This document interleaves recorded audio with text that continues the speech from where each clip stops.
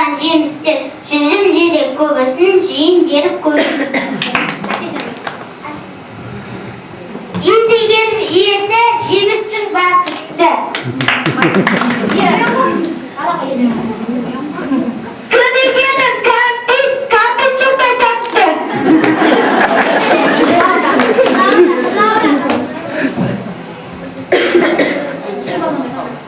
Көдегенім қарбыз, қызыл болса жарбыз. Көдегенім лимонад, жетті шоның қанат. Өдегенің өрік алып теріп. О деген орман гүл, отаны құрман гүл.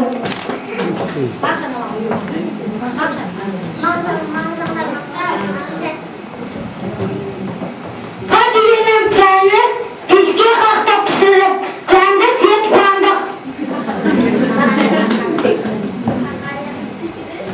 Су дегенім сабыз, қаймақ қосып сабызге, салат жасап бербізге.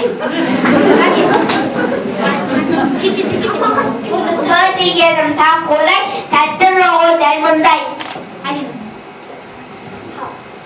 О дегені пенек деген құрмама.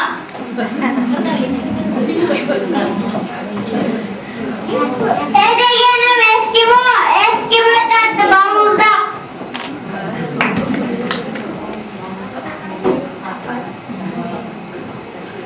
Саяхатымыздың үші хор әліппе.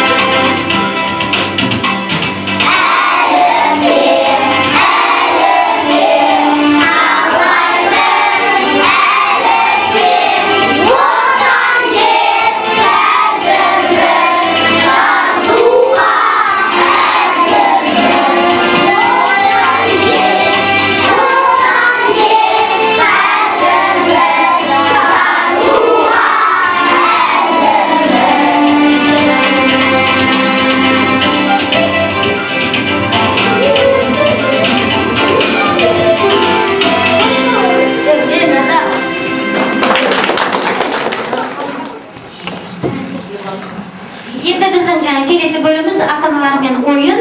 Ата-аналар бізбен бірге әліппені жақсы меңгеріп, сауатты оқуларына ата-аналарының үлесі мол. Яғни ата-аналарымыз бізбен бірге 4 ай бойы әліппедегі 40 әріпті оқып бітірді.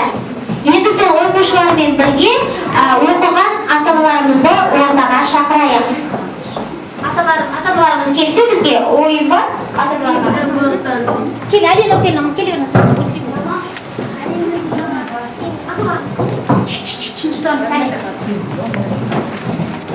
Келіңіз.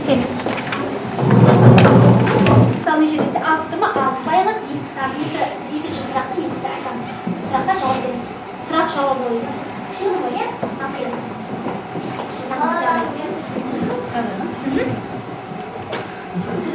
Неше? 4 деген сұрадан түсті, 4-ші сұрақ. Дауысты дыбыстарды атаңыз.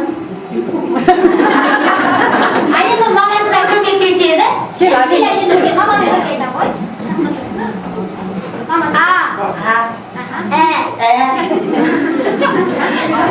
Дауысты.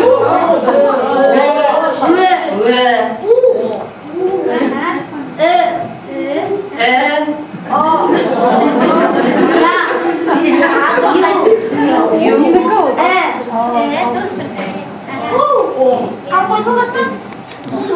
Неше дауыс көреді бізде? 10. Жақсы, өте жақсы. Баламызды өте жақсы дайындапсыз сабаққа. Келесі.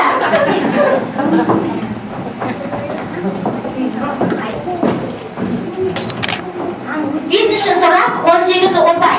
Бесінші сұрақ. Тірі табиғатқа нелер жатады? Адамда тірі табиғатқа нелер жатады? Адам.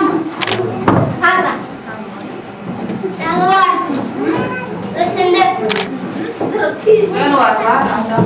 Дұрыс, мама деген өте дұрыс жақсы айтты. Өте жақсы дайындапсыз. Екінші сұрақ. Берекеттің мамасына ең үлкен бір таңбалы сан. 9. Дұрыс, өте жақсы. Тағы да таңбалар болса, кесеңіздер. Дулаттың мамасы келіңіз. Келіңіз. Бірнеше бар бұл тезіз келіңіздер. Бірінші сұрақ 2 ұпай. Бірінші сұрақ былай айтылады, балалар, тыңдаймыз. Өлі табиғатқа нелер жатады?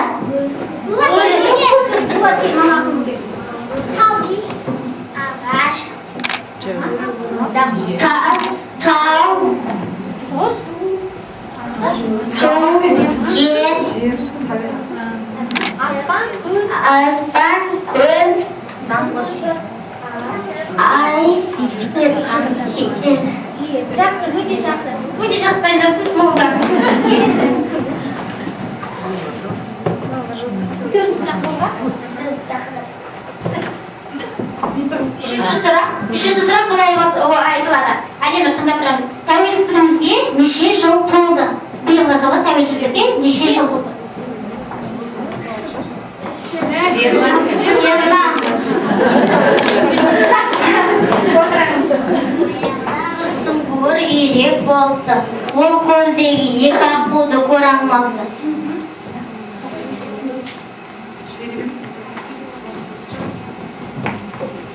Бұлар менен неге сәнді? Бұлар менен неге әдемі?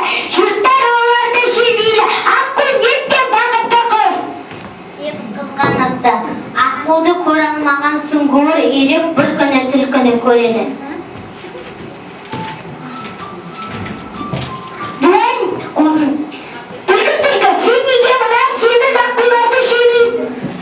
Олардың мәлім ұйықтатын жерін көрсетші. Уәде бойынша аққулардың ұйқыға кеткен кезінде түлкіні ертіп келеді.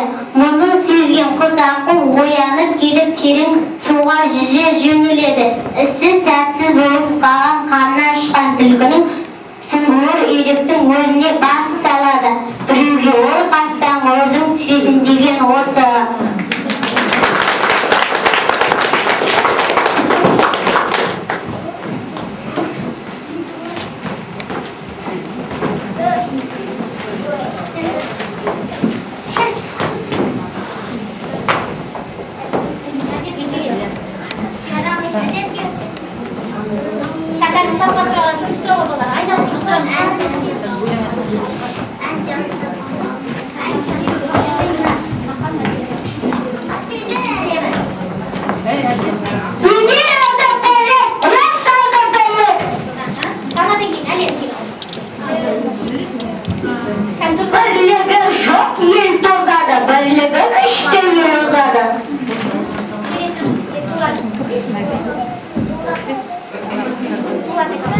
Еңбек етсең ерінбей, тояды қаның тіленбей.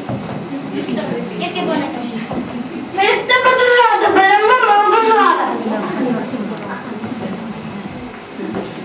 Піскен алма топтап түсті, топтап түсіп көптеп түсті.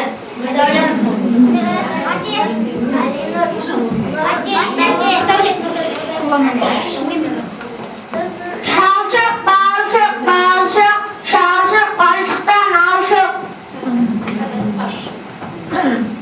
Бітті, бітті, бітті, бітті, бітті.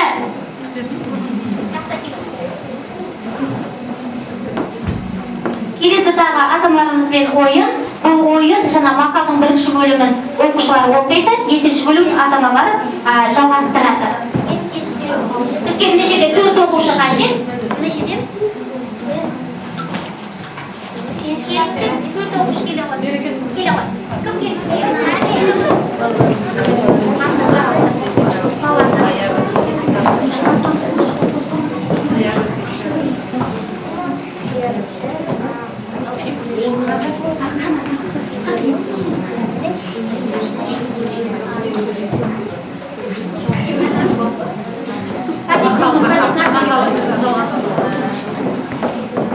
Назерке мамасыға кетеді.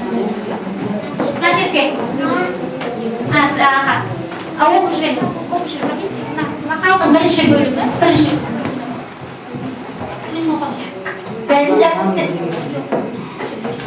Білекті білді шығады. Соны білімді мыңды шығады. Дұрыс, өте жақсы. Келесі.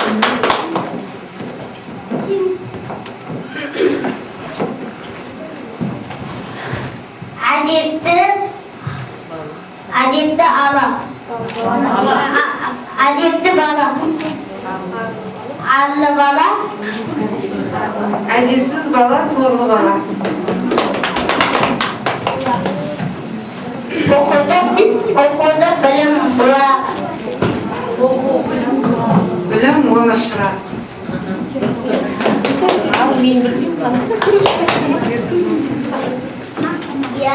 Ерді намаз өлтіреді.